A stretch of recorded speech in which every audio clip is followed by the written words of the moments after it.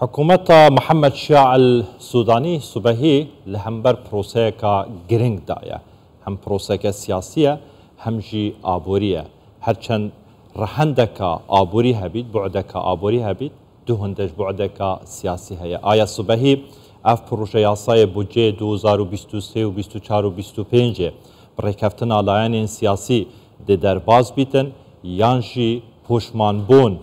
بون ده ریکفتن داده دروز بیتن روش عراق ده بر به کودا چیتن آیا لایان سیاسی هولک دایا جبو و چنده که صبحی لهمبر و پروسه بسر کفتیانه لی درباز ببن یانجی نه من میوانه که درباره و مشاره برس محمد کاظم شهرزای سیاسی که لبغدا ددگل مدا بیتن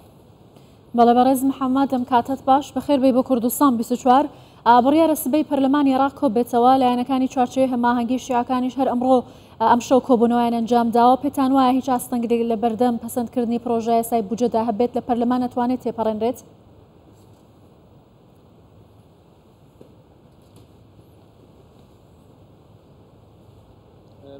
بەناوی خۆی بەخشندەی میهرەبان سڵاو و ڕێز بۆ کەناڵە بەڕێزەکەتان بڕیارە سبەی پەرلەمانی عێراق کۆ بێتەوە پرۆژە یاسای بودجە پەسەند بکرێت وێڕێکە چەندین گفتوگۆی لەسەر کراوە مشتومڕی زۆری لەسەر کراوە هەر لە ئەنجومەنی وەزیرانەوە تا دەکاتە ئەنجومەنی نوێنەران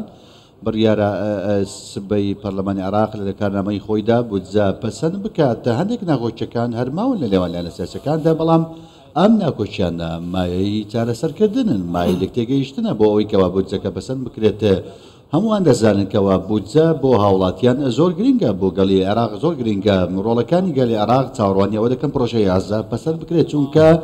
پەسەندکردنی پرۆژە یاسای بودجە پەیوەستە بە پرۆژە استراتیژیەکان کە چاوەڕوانیەوە دەکەن بودجە پەسەند بکرێت ئێمە دوای پەسەندکردنی بودجە چاوەڕوانی پرۆژەکان دەکەین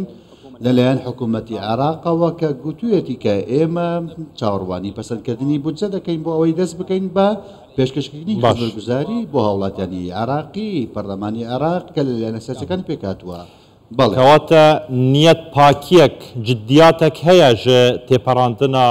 بودجەی بێ کێشە بێ بەریەکەفتنە ناکۆکیên سیاسی بەڵێ گوێویستی بووین لە بەشێک لە لێدوانەکانی لایەنە سیاسیەکان لە پەرلەمانتاران و بەشێکی لایەنە سیاسیەکان گوتویانەکە ئێمە ڕێکەوتوین لێک تێگەیشتن هەیە بەڵام لێک تێگەیشتەکان ڕەنگە بە شێواز لە شێوازەکان ڕەنگە مشتوم ڕشی لێ بکەوێتەوە کۆبوونەوەی دیکەی بوێت بۆ سەرانی لایەنە سیاسیەکان بۆ ئەوەی کەوە بە ئامانجەکە بکەن بۆ پەسەندکردنی بودجە ڕەنگە بۆ ناکۆچی و لە بۆچوونەکان هەبێت بەڵام هەمووان ئامانجیان ئەوەیە کەوا پەسەندکردنی بودجە تێپەڕێندرێت لە بەرژەوەندی هاوڵاتیان کە نوێنەرایەتی ئەم لایەنانە دەکەن بۆیە ئێمە خوازیاری لە لایەنە سیاسیەکان کەوە ڕێکتێگەیشتێکی تەواو ڕێکەوتنێکی تەواو لە نێوانیاندا هەبێت بۆ بابەتی پەسەندکردنی بودجە بۆ ئەوەی کەوا خزمەتگوزاری پێویست پێشکەش بە گەلی عێراق بکرێت چونکە گەلی عێراق بە دەست چەندین کێشەی جیاوازەوە دەناڵێنێت بەڵێ پێتان وایە کە پەسەندکردنی پرۆژە یاسای بودجە لە پەرلەمانی عێراق و ڕێککەوتنی لایەنە سیاسیەکان هەنگاوێکی گرنگ دەبێت بۆ جێبەجێکردنی خاڵەکانی ئەو ڕێککەوتنی کە لە نێوان هەولێر و بەغدا هەیە چارەسەرکردنی و کێشانەی کە لە ماوەی ڕابردوودا لەسەری ڕێککەوتن کراوە؟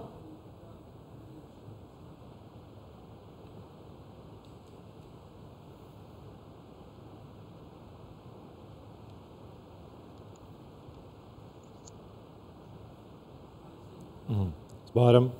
پرۆبلم دروست بوو کێشە دروست بوو ڤەگەڕیا بەرز محەممەد بەردەوام بە هەندێک جا قەتع دەبی توێنێتە پرۆبلم دا ئینتەرنێتیدا بەس بەردەوام پرۆژە یاسای بودجەی فیدرالی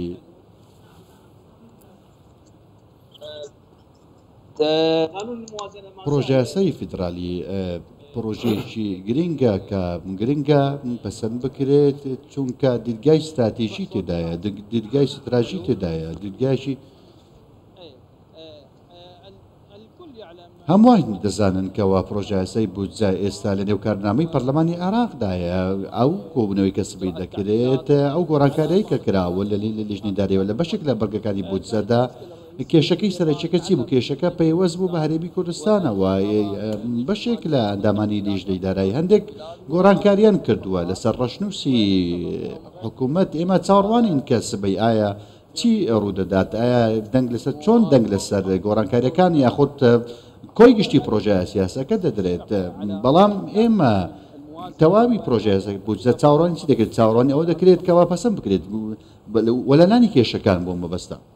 زۆر باشە بەرز محەممەد کازم شارەزای سیاسی لە بەغداد گەلمەوەی گەلێکی سوپاس